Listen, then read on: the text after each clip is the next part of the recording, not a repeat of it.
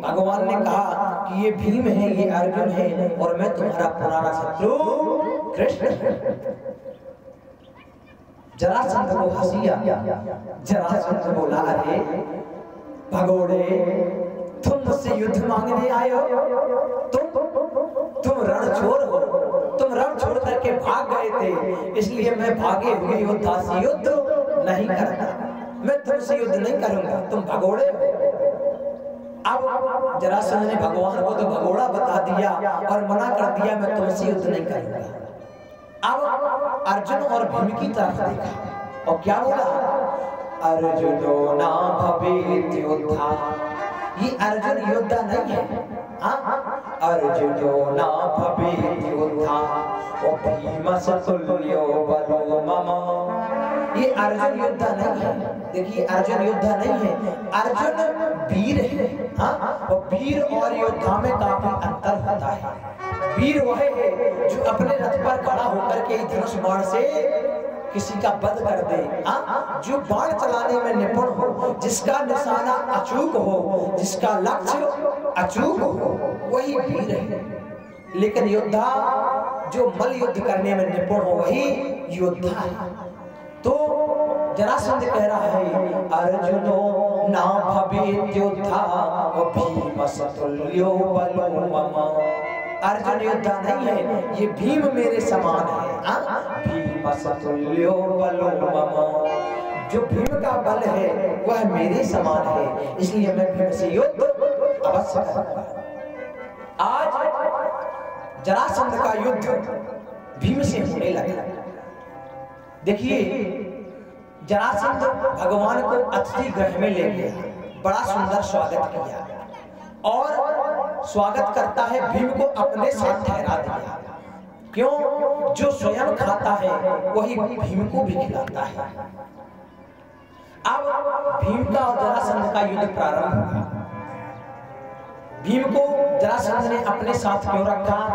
ताकि प्रजा ये न कहे कि भीम को इन्होंने भोजन में कसर छोड़ दी थी, इसलिए भीम कमजोर पड़ गया। और जरासंध अच्छा खाता था, इसलिए युद्ध जीत गया। तो जरासंध ने कहा, जो मैं खाऊंगा वही मैं भीम को भी खिलाऊंगा, ताकि कोई ये ना कह सके कि भीम कमजोर पड़ गया। जरासंध ने इसको खाने को नहीं दिया, तो जो स्वयं जरासंध खाता है वही भीम को भी खिलाता है। आज भीम और जरासंध का युद्ध प्रारंभ हो गया। युद्ध चलता रहा, युद्ध भीम और जरासंध का चलता रहा। काफी दिन बीत गए, एक दिन चला, 2 दिन चला, 3 दिन चला। युद्ध चलते चलते 27 दिन बीत गए। और जैसे ही 27 दिन बीते, भीम को रात्रि में समय मिला और भीम ने सोचा अब यहाँ से भागने में ही फायदा है। क्यों? क्योंकि जरासंध से युद्ध होता है तो जरासंध मल युद्ध में भीम को पछाड़ देता है और भीम की छाती पर चढ़ जाता है और भीम को मारने लगता है। भीम घायल हो जाते हैं। तो भीम को 27वें दिन लगा अब हमें यहाँ से भाग जाना चाहिए, नहीं तो ये हमें मार देंगे। भीम भागने ही वाले थे, भगवान मिल गए। भगवान बोले, भीम कहाँ जा रहे हो? भीम बोले कि प्रभु मैं जा रहा हूँ, मुझे युद्ध नहीं करना। बोले क्यों? बोले आपने कहा था कि मैं युद्ध जितवा दूंगा और आपके कारण 27 दिन बीत गए, हमें लगता है आप हमें मरवा के छोड़ेंगे। अब मुझे मरना नहीं है, इसलिए मैं जा रहा हूँ। भगवान बोले, भीम तुम युद्ध तो कर रहे थे पर मेरी तरफ देखते नहीं थे। तुमने मेरी तरफ देखा नहीं तो मैंने तुम्हें कुछ बताया नहीं। कल जब तुम युद्ध करना तुम मेरी ओर देखना, और जब तुम मेरी ओर देखोगे तो तुम जरासंध का वध करोगे। अब दूसरे दिन युद्ध पुनः प्रारंभ हुआ। जैसे ही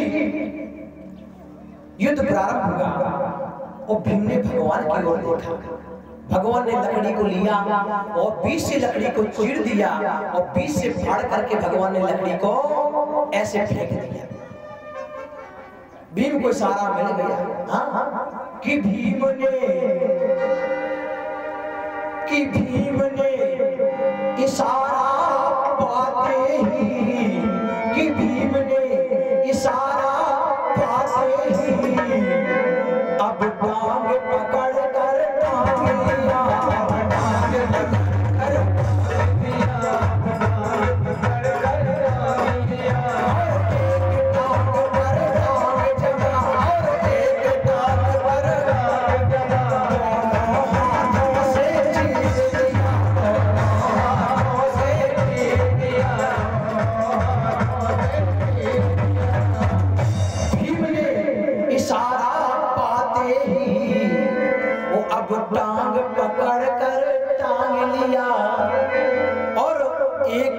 टांग पर टांग जमा दोनों हाथों से चीर दिया।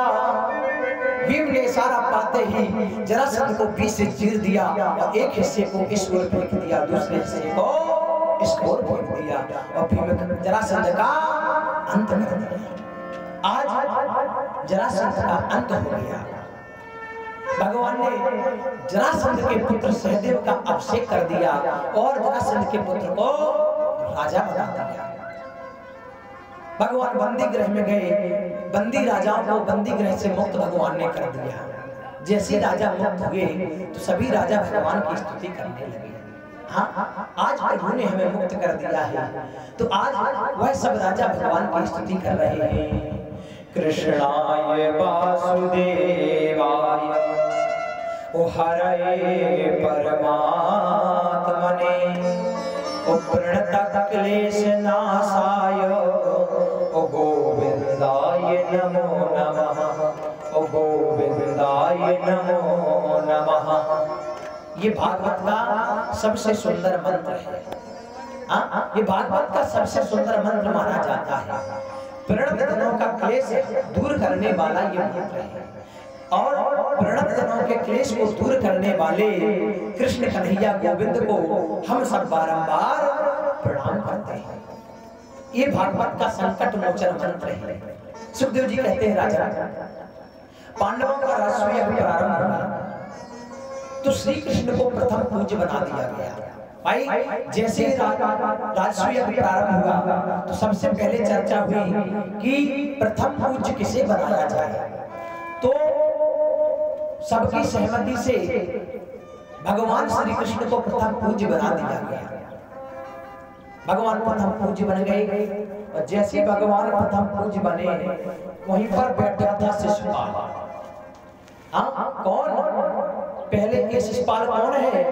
पहले आपने कथा सुनी क्या कि एक आंख में काजल और दूसरी आंख कोरी। हाँ, जब रुक्मिणी मैया का विवाह हुआ था तो डोली में बैठ करके स्वयं शिशुपाल को जाना पड़ा था। क्यों? क्योंकि रुक्मिणी मैया को भगवान ले गए थे। ये वही शिशुपाल है जिसकी एक आंख में कजरा लगा रह गया था और एक आंख कोरी रह गई थी। अरे बाकी जिगरा को समझावे जाकी चढ़ी लगन फिर जाए।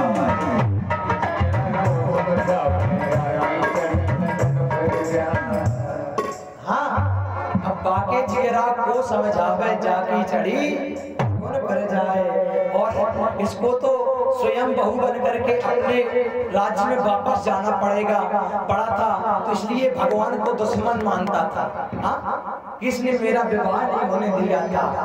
तो जैसे इसने देखा कि श्री कृष्ण को प्रथम पूज्य बना दिया गया तो शिशुपाल को गाली देने लगा और जैसे शिशुपाल गाली देने लगा वहीं पर भीम भी बैठे थे और भीम अर्जुन को क्रोध आ गया।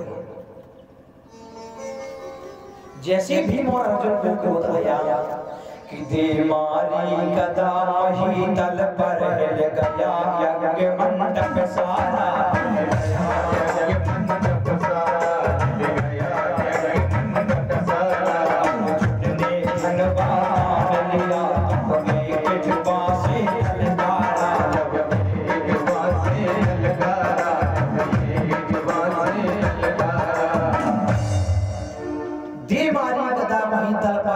हिल गया यज्ञ मंडप सारा। अर्जुन ने धनवा तान लिया तब एक जुबान से ललकारा, हे शिशुपाल खबरदार जो तुमने प्रभु को गालियां दी। जैसे अर्जुन भीम खड़े हुए भगवान बोले, ए अर्जुन, ए भीम तुम शांत हो जाओ, इसे गाली दे लेने दो क्योंकि ये भी हमारी बुआ का लड़का है और मैंने जब ये पैदा हुआ था तब इसके 4 हाथ थे, 3 आंखें थी। इसे वरदान था जिसके हाथ में इसकी आंख और 2 हाथ झड़ जाएंगे ये उसी के हाथों से मारा जाएगा। तो जब मैं इसे देखने गया था बुआ के यहाँ तो इसके हाथ हमारे गोदी में झड़ गए थे। तो बुआ हमारे पास आई और बोली, गोविंद तुम मेरे पुत्र को मार दोगे। तब मैंने बुआ से कहा था, बुआ अगर ईश्वर की यही इच्छा है तो मैं टाल नहीं सकता, लेकिन मैं तुम्हें वचन दे सकता हूँ क्या कि मैं इसके 100 अपराधों को क्षमा कर दूंगा। अगर ये 100 अपराध भी कर देगा तो मैं क्षमा कर दूंगा, अगर इसने 101 अपराध कर दिए उसी समय में इसका अंत कर दूंगा। आज शिशुपाल भगवान को गाली देता जा रहा है, क्या कह रहा है? इसे प्रथम पूज्य बनाया है, अरे ये भगोड़ा है, भगोड़ा, ये चोर है, चोर, ये माखन चुराने वाला है। यहीं पर नहीं रुका शिशुपाल, कहने लगा इसके तो बाप का भी पता नहीं है, इसके तो दो बाप है, हाँ ये 2 बाप का है। भगवान के बारे में शिशुपाल ऐसा बोलता रहा। जैसे ही भगवान गिनते गए, शिशुपाल 97, शिशुपाल 98, शिशुपाल 99, भगवान बोले शिशुपाल बस रुक जा, अब मैं तुझसे कहता हूँ रुक जा, क्योंकि अगर तुमने अब एक भी अपराध कर दिया, उसके बाद अगर दूसरा अपराध हो गया मैं तेरा वध कर दूंगा। फिर भी शिशुपाल शांत नहीं हुआ, फिर भगवान को गाली दे दी। और जैसे भगवान को गाली दी, भगवान ने सुदर्शन चक्र निकाल लिया और जैसे 101 बार शिशुपाल बोला, भगवान ने उसी समय शिशुपाल का अंत कर दिया। शिशुपाल का अंत हो गया, यहाँ राजसूय यज्ञ प्रारंभ हो गया। देखिए यज्ञ होते हैं, भागवत होती है, इसमें कुछ लोग पत्तल छोड़ देते हैं, लेकिन पत्तल कभी छोड़नी नहीं चाहिए, अपनी पत्तल स्वयं उठानी चाहिए। क्यों? क्योंकि भगवान जब यहाँ यज्ञ हो रहा था तो भगवान ने पता है क्या कार्य किया था? दुर्योधन को मालिक बनाया था और स्वयं पैर धोने का काम ले लिया। बोले जितने भी अतिथि आएंगे उनके पैर मैं धोऊंगा, यहाँ तक कि भोजन प्रसादी जो करेगा उसकी पत्तल मैं उठाऊंगा। तभी से तो लोग पत्तल नहीं छोड़ते। क्यों? क्योंकि यज्ञ की पत्तल तो स्वयं भगवान ने उठाई थी, तो मैं कैसे छोड़ सकता? भगवान ने ऐसा कार्य ले लिया, यहाँ यज्ञ प्रारंभ हो गया। यहाँ यज्ञ चल रहा था, यज्ञ होने के बाद भोजन चल रहा था। भोजन में अतिथि भोजन करके जाते जा रहे थे, संत ब्राह्मण भोजन करके जाते जा रहे थे। उसी समय वहां पर एक नेवला आ गया। वह नेवला आधा सोने का है और आधा शरीर है उसका, आधा शरीर सोने का है उसका। वह नेवला उस पत्तल में लौटने लगा। देखिए ये नेवला क्यों आया? ये भगवान की इच्छा से आया। क्यों? क्योंकि इन्होंने राजसूय यज्ञ कर लिया, राजाओं को परास्त कर लिया। युधिष्ठिर जी के मन में तो अभिमान नहीं आया, लेकिन भीम और अर्जुन के मन में अभिमान आ गया। और वैसे भी भगवान कहते हैं जहां आता है अभिमान वहीं से दूर हो जाते हैं भगवान। तो आज नेवला आया, लौटने लगा। युधिष्ठिर जी ने भगवान से पूछा, प्रभु ये नेवला पत्तल में क्यों लौट रहा है? भगवान बोले उसी से पूछ लो। युधिष्ठिर जी ने नेवले से पूछा, अरे नेवला तुम इसमें क्यों लौट रहे हो? तो नेवला बोला, राजन मैं इस पत्तल में इसलिए लौट रहा हूं क्योंकि मेरा जो शरीर है वह आधा सोने का है। मैं एक घटना बताता हूं। मैं रास्ते से निकल रहा था, वहां एक ब्राह्मण की कुटिया थी। ब्राह्मण गरीब था, ब्राह्मण कहीं से भोजन मांग करके लाया था। थोड़ा सा भोजन था और वह 10 दिन से भूखा था। 10 दिन के बाद उसे थोड़ा सा भोजन कहीं मिला और वो घर में लाया और भोजन को सामने रख लिया। ठाकुर जी का भोग लगाया, भोजन पाने ही वाला था, इतने में ही दरवाजे से आवाज आ गई, अरे कोई है, घर में कोई है। ब्राह्मण देवता ने भोजन को प्रणाम किया और उठ करके देखा कि कौन है। दरवाजे पर एक संत खड़े हैं। ब्राह्मण देवता बोले, अरे संत भगवान बताएं आप हमारे घर क्यों पधारे हैं? तो वो सत्य जी बोले, ब्राह्मण मैं 21 दिन से भूखा हूं और मैंने भोजन नहीं किया है, क्या तुम्हारे यहाँ थोड़ा सा भोजन मिल जाएगा? तो ब्राह्मण ने सोचा, अरे देखो मैं तो केवल 15 दिन से भूखा हूं और ये 21 दिन से भूखे हैं, इसलिए इन्हें भोजन की अधिक आवश्यकता है। तो जो ब्राह्मण थोड़ा सा भोजन लेकर के आया था वह 15 दिन का भूखा ब्राह्मण, उसने भोजन नहीं पाया। संत को बुला करके वह भोजन प्रसादी करवा दी। नेवला कहता है, राजन जब वह संत भोजन करके चले गए वह ब्राह्मण भूखा रह गया। और संत को भोजन खिला दिया। उसी पत्तल में जाकर के मैं लौटने लगा। उस पत्तल में लौटने के कारण मेरा आधा शरीर सोने का हो गया।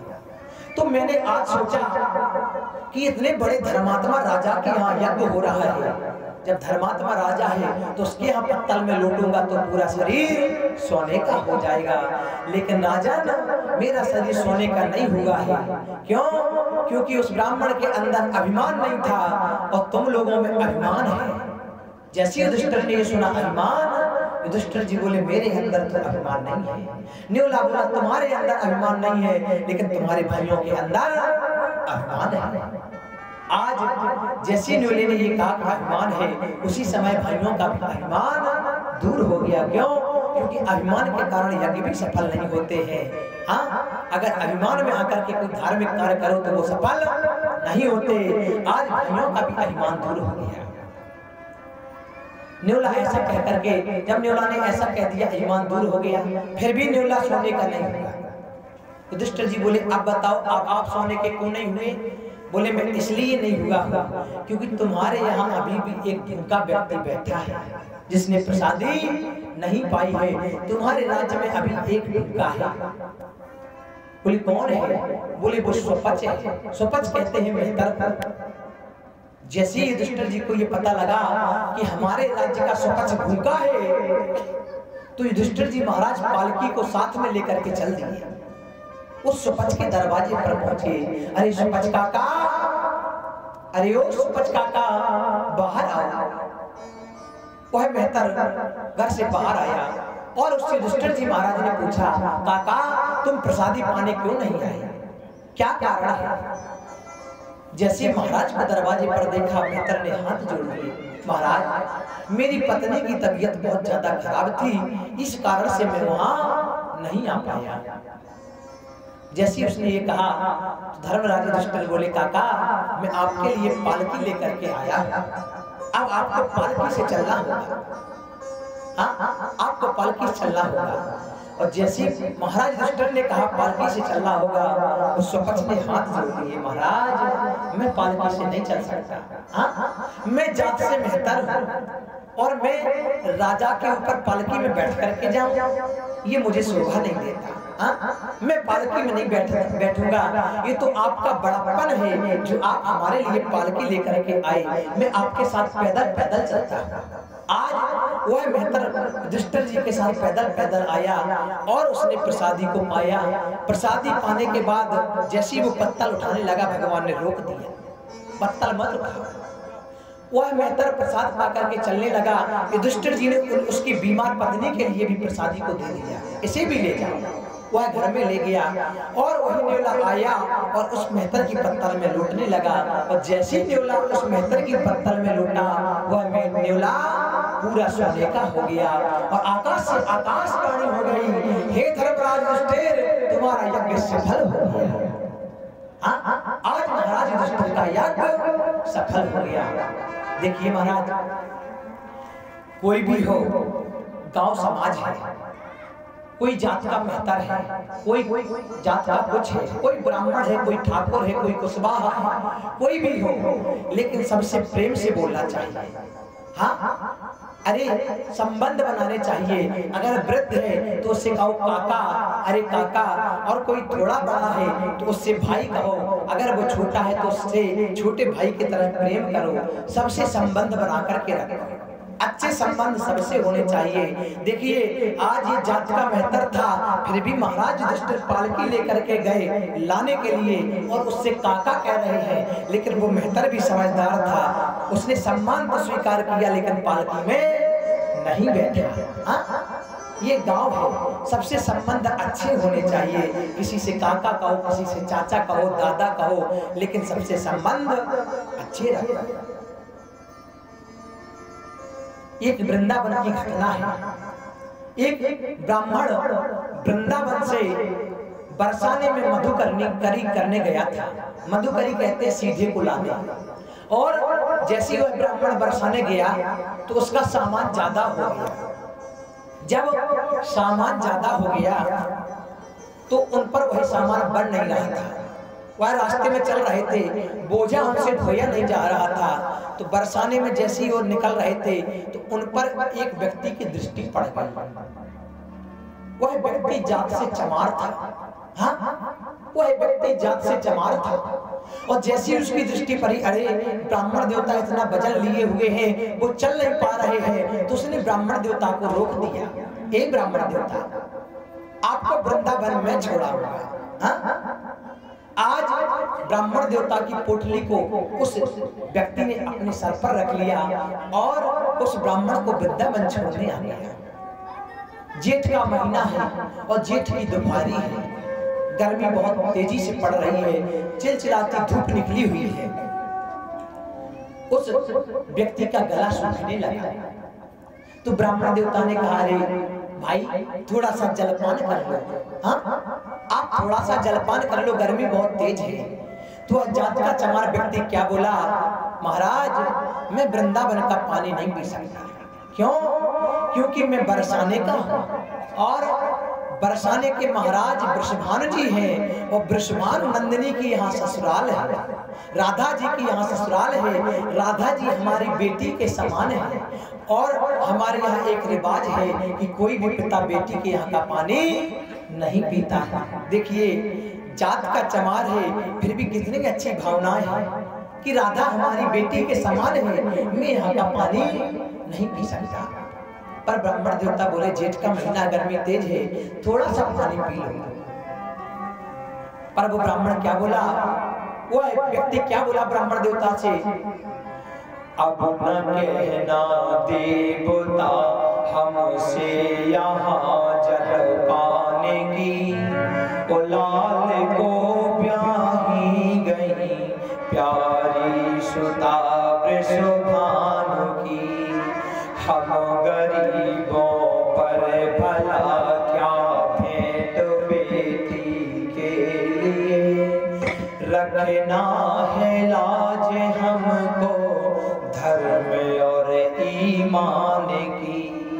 वह जात से चमार व्यक्ति क्या कह रहा है, अब न कहना देवता हमसे यहाँ जल पाने की, अब हमसे जलपान की मत कहना। क्यों?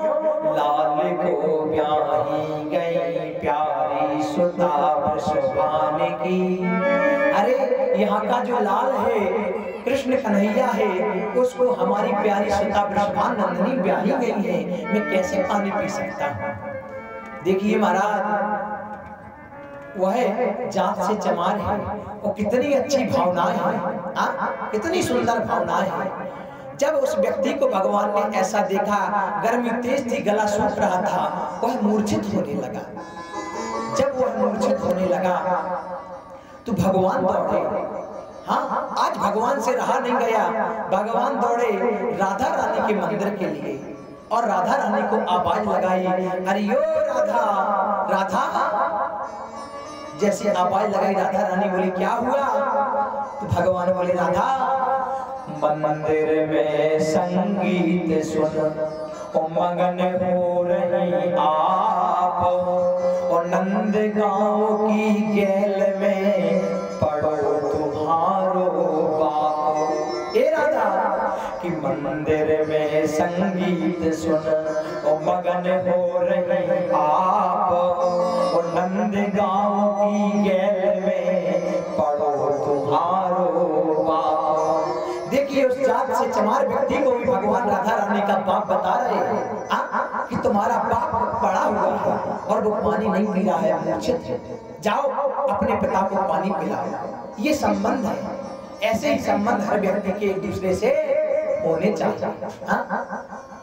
आज युधिष्ठिर जी महाराज का यज्ञ संपन्न हो गया। सुखदेव जी महाराज को कहते हैं, राजा भगवान के गुण गण तो अनंत है, जिनका कोई बखान नहीं कर सकता।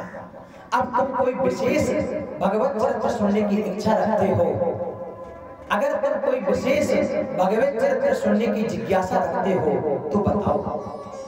परीक्षित जी बोले, भगवान निसंदेह भगवान के चरित्र तो अनंत है, पर आपने प्रभु को दीन बंधु कहकर के पुकारा है, बार बार आप कहते हैं प्रभु दीन बंधु है, दीन बंधु है, परंतु दीन बंधुता पूर्ण चरित्र अभी तक आपने सुनाया नहीं है। आप ये बताओ, क्या कभी भगवान ने किसी दीन को अपना बंधु बनाया है? बताओ। जैसे परीक्षित जी महाराज ने पूछा कि कभी किसी दीन को भगवान ने बंधु बनाया है, तो सुखदेव जी महाराज बोले हाँ बनाया है। आज सुखदेव जी महाराज कहते हैं राजन सुनो, मैं तुम्हें ऐसे ही दीनहीन की एक कथा सुनाता हूँ जिसको भगवान ने अपना बंधु बनाया था। ध्यान से सुनो। कृष्णस्यासीत सखा कश्चित् ब्राह्मणो ब्रह्मवित्तवान् विरक्त इंद्रियार्थेषु प्रशांतात्मा जितेन्द्रिया। सुखदेव जी महाराज कहते हैं राजन कृष्णस्यासीत सखा कश्चित् ब्राह्मणो ब्रह्मवित्तवान् विरक्त इंद्रियार्थेषु प्रशांतात्मा जितेन्द्रियः। सुखदेव जी कहते हैं राजन भगवान श्री कृष्ण के परम प्रिय अभिन्न हृदय श्री सुदामा जी महाराज हैं। आज सुखदेव जी महाराज सुदामा चरित्र की कथा श्रवण कराते हैं। क्या कहते हैं कि भगवान के अभिन्न हृदय श्री सुदामा जी महाराज हैं। कृष्ण सखा, सुखदेव जी कह रहे हैं कृष्णस्य सखा। सुदामा जी की विशेषता के इतने परिचय दिए कि मूल परिचय देना भूल गए। ना नाम बताया, ना काम बताया और ना धाम बताया, केवल विशेषण गिनाए हैं। कैसे सुदामा जी महाराज कि ब्राह्मणो ब्रह्मवित्तवान्, ये ब्रह्मवेत्ता ब्राह्मणत्व है इनमें, ये केवल ब्रह्मवेत्ता ही नहीं वरन ब्रह्म तत्व को जानने वाले हैं। ये ब्रह्मवित्त परम श्रेष्ठ ब्रह्म ज्ञानी है। इंद्रियों के विषय से एकदम विरक्त रहने वाले ब्राह्मण हैं। प्रशांत आत्मा, हर परिस्थिति में प्रसन्न रहते हैं और जितेंद्रिय भी हैं।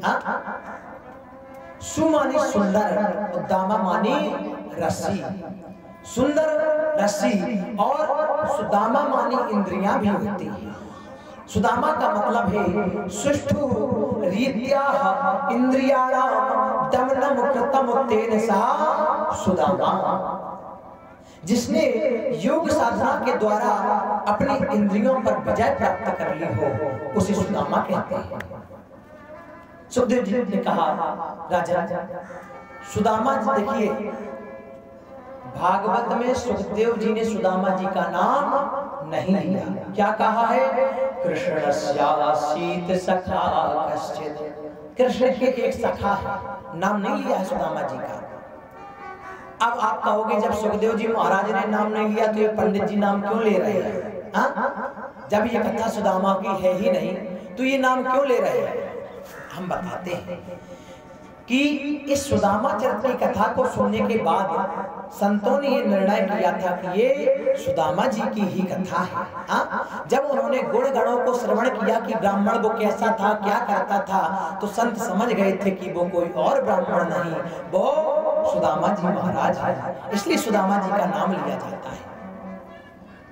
अब आपसे कोई कहने लगे क्या कि इस मोहल्ले में एक व्यक्ति रहते हैं और वो पहले फौज में नौकरी करते थे, अब नौकरी से रिटायर्ड हो चुके हैं। कुछ दिन अब वो बिजली घर पर नौकरी करते हैं। अब वो बिजली घर पर नौकरी करते हैं। अब बताओ वो कौन है? अब आप बताओ है कौन है? तो आप लोग उनका नाम बता दोगे कि वह है और वही वहां नौकरी करते हैं। हमने ना नाम लिया, हमने नाम नहीं लिया, केवल उनके गुण गणों की चर्चा की है कि वो क्या करते थे और अब क्या कर रहे हैं। तो आप लोगों ने समझ लिया कि वो है कौन है। उसी प्रकार से जब सुदामा चरित्र की कथा सुखदेव जी महाराज ने की और नाम नहीं लिया, लेकिन गुण गणों से संतों ने पहचान लिया कि वो ब्राह्मण कोई और नहीं, वो सुदामा जी महाराज है। सुदामा जी महाराज निर्धन है, गरीब है। उनकी एक पत्नी है जिसका नाम सुशीला है। वो बहुत बड़ी पतिव्रता है, परंतु बहुत बड़ी दरिद्री भी है। दरिद्री कहते हैं जो कभी संतुष्ट ना हो उसे दरिद्री कहते हैं। और सुदामा जी बहुत ही सीधे साधे गरीब ब्राह्मण थे। सुदामा जी ने कभी भिक्षा नहीं मांगा, मधुकरी की है। कुछ ब्राह्मण हैं, हमने देखा है कि कुछ वक्ता है, कुछ कथावाचक है, वो क्या करते हैं, सुदामा जी की झांकी निकालते हैं और उस झांकी में क्या करते हैं, उस झांकी में सुदामा जी को कटोरा हाथ में दे देते हैं और सुदामा जी की झांकी निकाल देते हैं। लेकिन उनको शर्म आनी चाहिए कि सुदामा जी ने कभी भीख नहीं मांगा। केवल पैसा कमाने के लिए कुछ वक्ता सुदामा जी को भिखारी बना देते हैं। हाँ, उनको रास्ते में कटोरा लेके घुमा देते हैं कि जाओ और कुछ पैसा आ जाएगा। ये उनका अपमान है, ये उनका अपमान है। जब सुदामा जी ने कभी भीख मांगी ही नहीं तो उन्हें भिखारी क्यों बनाया? अब आप बताएं कि इस कलयुग में जब भिखारी घर से निकलता है भीख मांगने के लिए, वो कितना भी कम कमाता होगा तो पूरे दिन में वो 500 रुपए तो कमा ही लेता होगा। अब 500 रुपए वो अगर एक दिन में कमाता है तो 10 दिन में कितने कमाता है? 5000। एक महीने में 15,000। अब जो व्यक्ति एक महीने में 15,000 रुपए कमाता है वो गरीब हो सकता है? नहीं हो सकता। ये कलयुग की बात है, ये कलयुग की भिखारी की हम बात बता रहे हैं। और इस कलयुग में तो दानी भी नहीं है।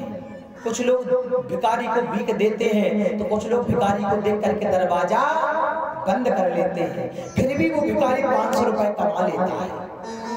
अब सुदामा जी महाराज के बारे में सोचिए, अगर उन्होंने द्वापर में भीख मांगी होती, और उस समय तो इतने बड़े बड़े दानी हुआ करते थे कि वो ब्राह्मणों को जमीन दे दिया करते थे, खजाना दे दिया करते थे, भंडार खोल दिया करते थे।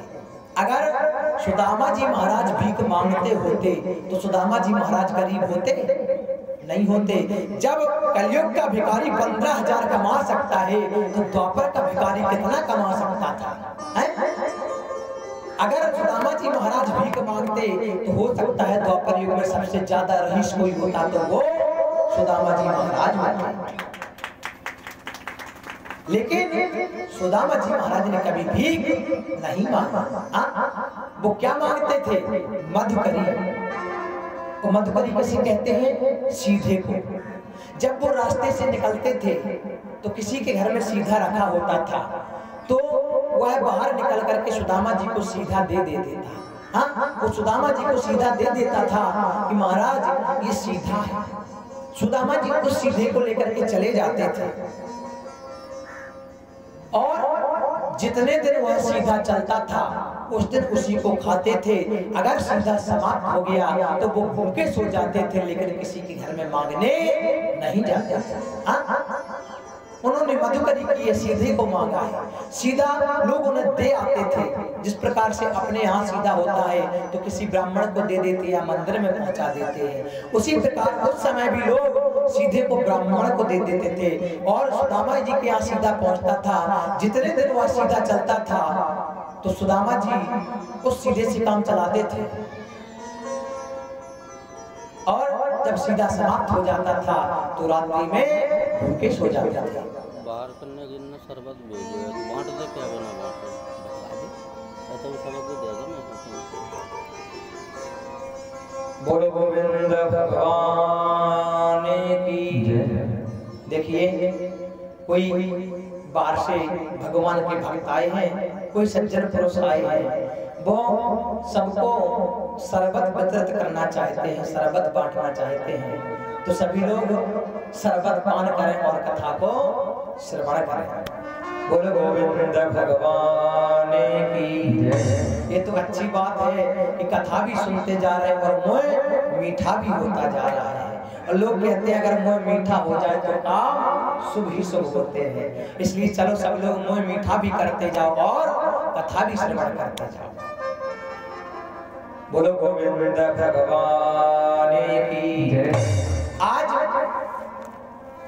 सुदामा जी भीख नहीं मांगते हैं, केवल मधुकरी करते हैं और वही जितने दिन चल जाते हैं उसको खा लेते हैं। जब वह समाप्त हो जाती है तो भूखे सो जाते हैं। हाँ, इसलिए सुदामा जी महाराज गरीब है। देखिए ये गरीब, इन्हें गरीबी का श्राप है। कब? जब ये सांदीपनि मुनि के आश्रम उज्जैन पढ़ने गए थे। ये जो उज्जैन है ये सामवेद की नगरी है और ब्राह्मण को सामवेद पढ़ना अनिवार्य है। सुदामा जी वहां पढ़ने के लिए गए थे। सुदामा जी पढ़ रहे थे, वहीं पर भगवान भी आ गए पढ़ने के लिए। जब भगवान पढ़ने के लिए आए, सुदामा जी ने भगवान को नीचे से ऊपर तक देखा। क्या देखा? कि राजसी पोशाक पहने हैं और वो जमीन पर बैठने वाले हैं। भाई गुरुकुल में नियम सबके लिए बराबर होते हैं, चाहे वह राजा का पुत्र हो या वह ब्राह्मण का पुत्र हो, गुरुकुल में नियम सबके लिए बराबर है। जब भगवान जमीन पर बैठने लगे तो सुदामा जी महाराज ने अपना गमछा उतारा और जमीन पर बिछा दिया और भगवान को उस पर बैठने के लिए कहा। भगवान उस समय तो उस पर बैठ गए, लेकिन भगवान समझ गए कि सुदामा जी बड़े ही दीन हैं। सुदामा जी आज भगवान को पसंद आ गए। सुदामा जी से भगवान ने सोचा कि ये सुदामा मित्रता के योग्य है, इनसे मित्रता करनी चाहिए। आज भगवान की सुदामा जी से यहीं पर मित्रता हो गई। यहीं से भगवान की और सुदामा की मित्रता बढ़ती गई। इतनी प्रगाढ़ मित्रता हो गई कि एक दिन कक्षा चल रही थी और उस कक्षा में सुदामा जी महाराज भी बैठे हैं, वो भगवान भी बैठे हैं। गुरु जी ने सुदामा जी महाराज को पाठ याद करने के लिए दिया था। सब बालकों ने पाठ सुना दिया, तो सुदामा जी का नंबर आया और जैसे सुदामा जी का नंबर आया तो सुदामा जी पाठ सुनाना भूल गए। और जब पाठ सुनाना सुदामा जी भूल गए तो गुरुदेव ने सुदामा जी को एक तरफ खड़ा कर दिया और कहा, सुदामा तुम एक ओर खड़े हो जाओ। अब जब सुदामा जी को एक ओर खड़ा कर दिया गया तो भगवान ने सोचा कि अब सुदामा को दंड दिया जाएगा। तो भगवान ने सोचा कि मेरे मित्र को दंड दिया जाएगा तो मेरा मित्र अकेले दंड को कैसे सहन करेगा। तो जैसे भगवान को भी खड़ा किया गया और कहा, कृष्ण तुम भी पाठ सुनाओ, तो भगवान ने भी भूलने का नाटक कर लिया। हाँ, भगवान ने भी पाठ भूल गए। भगवान बोले, गुरु जी मुझे पाठ याद नहीं हुआ। गुरु जी बोले, तो तुम भी एक तरफ खड़े हो जाओ। कक्षा समाप्त हुई, दोनों को दंड दिया गया और दंड में क्या दिया गया? दोनों लोगों से कहा गया